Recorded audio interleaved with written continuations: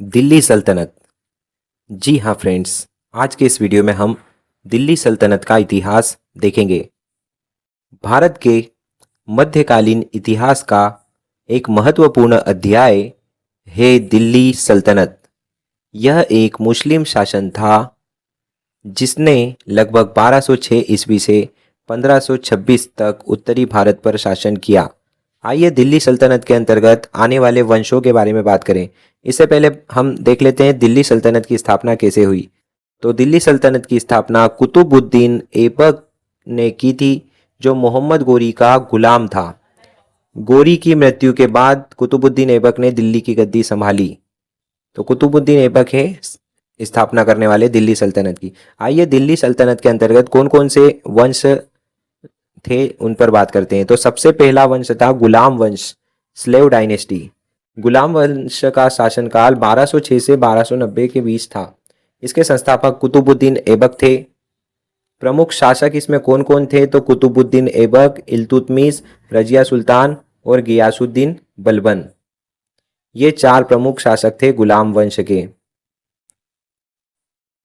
इसके बाद दूसरा प्रमुख वंश आता है खिलजी वंश। गुलाम वंश के बाद खिलजी वंश का शासन रहा। 1290 से 1320 के बीच में खिलजी वंश का शासन रहा। इसके संस्थापक जलालुद्दीन खिलजी रहे।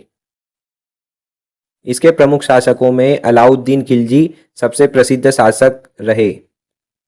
दिल्ली में अलाई दरवाजा बनवाया जिन्होंने। इसके बाद तीसरा वंश दिल्ली सल्तनत का तुगलक वंश।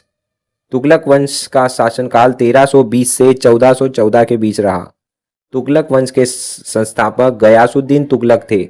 इसके प्रमुख शासक मोहम्मद बिन तुगलक और फिरोज शाह तुगलक रहे हैं। तो यह तो दिल्ली सल्तनत का है तुगलक वंश।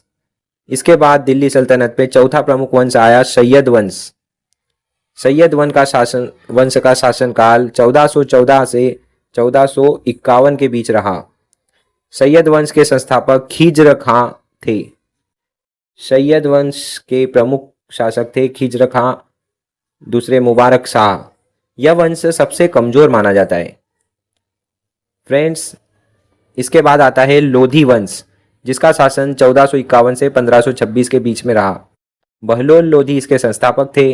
बहलोल लोधी अफगान मुल्क का पहला शासक था। सल्तनत को एकजुट किया। सिकंदर लोधी भी इसी वंश के थे। आगरा शहर की स्थापना की। इसके बाद इब्राहिम लोधी भी थे, अंतिम शासक थे लोधी वंश के, और बाबर से पानीपत के पहले युद्ध में पराजित हुए। तो यह तो हमने बात की दिल्ली सल्तनत के बारे में। इन पांच वंशों ने दिल्ली सल्तनत के माध्यम से लगभग 320 वर्षों तक भारत पर शासन किया। अंत में 1526 ईस्वी में मुगल साम्राज्य की स्थापना के साथ दिल्ली सल्तनत का अंत हो गया। तो फ्रेंड्स, यह तो आज का हमारा वीडियो था दिल्ली सल्तनत के इतिहास से संबंधित। फ्रेंड्स, आपको वीडियो पसंद आया हो तो वीडियो को लाइक कर दीजिए, इसे ज़्यादा से ज़्यादा आपके फ्रेंड सर्कल में शेयर करिए, और चैनल पे आप नए हो तो चैनल को सब्सक्राइब कर लीजिए।